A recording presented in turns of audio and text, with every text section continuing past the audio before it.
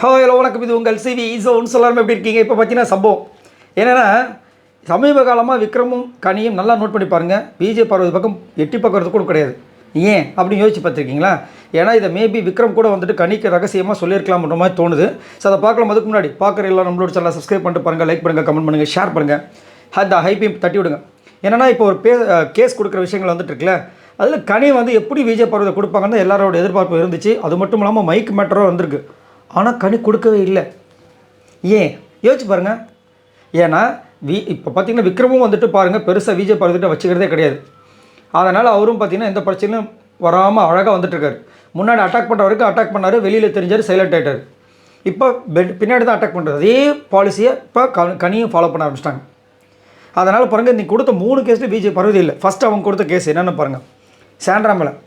ஏன்னா இப்போ வந்து இந்த ஈகோ இந்த ஒரு விஷயம் வந்து இந்த கிச்சன் டீமில் காலையில் பற்றி ரொம்ப கேவலமான ஒரு விஷயம் பண்ணியிருப்பாங்க. இவங்களே வந்துட்டு ரம்யா கிட்டே தொலைக்கவான்னு சொல்லிட்டு அனுப்பிட்டு அதுக்கப்புறம் அமித் கிட்ட வந்துட்டு இவங்க ஒழுங்காக செய்யவே இல்லைன்னு சொல்லிட்டு ஒரு கம்ப்ளைண்ட் வர. இது எப்படி இது? இவங்களே குண்டு வச்சுட்டு ஏங்க இங்கே பாருங்க, அதான் இவங்க வரல பேசி கொஞ்சம் குண்டு வச்சுட்டு போங்கன்னு சொல்லிட்டு பார்த்தீங்களா குண்டு வச்சுட்டு போகிறாங்கன்ற மாதிரி இவங்களே மாட்டி விடுற மாதிரி வச்சு சொல்கிறது நீங்கள் தானே அடாடாடாடா அப்படின்ற மாதிரி இருந்துச்சு. அதுலேயே வந்துட்டு இன்னொரு விஷயம் அவங்க என்ன சொல்கிறாங்கன்னா, சாண்ட்ரா மேலே என்ன கேஸ்னால், தலை டாஸ்கில் பார்த்தீங்கன்னா கூட அதாவது தலை டாஸ்கில் சபரி கூட விளாண்டவங்களுக்கு பிரச்சனையாகிடும் சொல்லிட்டு ரொம்ப ஃபீல் பண்ணாங்கல்ல. அதே விஷயம் இங்கே இந்த நெக்லஸ் டைமில் வந்து 2 பேருக்கு வந்துட்டு வலி ஏற்பட்டுச்சு. சாரி கேட்க சொன்னோம், ஆனால் சாரி கேட்கவே இல்லை. அது உங்களுக்கு கஷ்டமாக இருக்குன்னா அப்போ இதுவும் கஷ்டமாக இருக்குங்கண்ணே, இங்கேயும் கஷ்டமாக இல்லை சொல்லு அப்படின்னு அப்படியே டெரரா.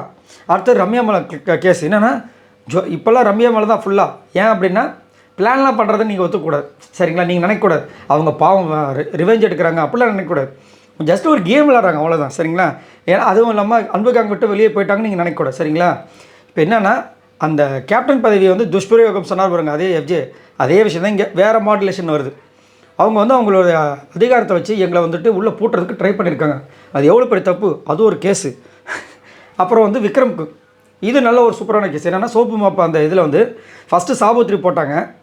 அதுக்கப்புறம் நாங்கள் வந்து லாஸ்ட் நாள் வரும்போது சாபுத்திரியில் போட முடியாதுட்டாங்க. அதனாலே எங்களோட வெற்றி வாய்ப்பு போயிடுச்சு.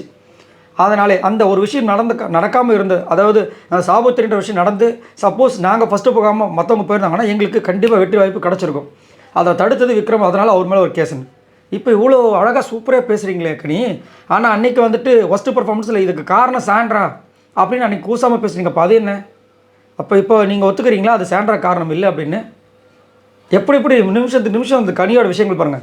இதில் ஹைலைட் என்னென்னா, இவ்வளோ விஷயங்கள் சொல்லிவிட்டு இதில் வந்து எல்லாமே பார்த்தீங்கன்னா சாண்ட்ராவை சம்மந்தப்பட்ட விஷயங்கள் தான் இருக்குது. அதை நீங்கள் நோட் பண்ணோம். விஜய் பார்வதி பக்கம் போகவே இல்லை.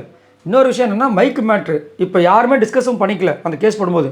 இப்போ மைக் மேட்ரு எவ்வளோ பெரிய விஷயம். சும்மாவே பொங்குவாங்க கனி, இதுக்கே பொங்கலாம். ஸோ இப்போ தான் வந்துட்டு பதுங்கி அடிக்க ஆரம்பிச்சிட்டாங்க. புரியுதுங்களா? எதுக்கு இந்த பொண்ணுக்கிட்ட போனால் மேபி நியூஸ் வந்திருக்கலாம், என்ன வேணால் நடந்திருக்கலாம், இல்லை விக்ரமே சொல்லியிருக்கான் வேணவே வேணாம்.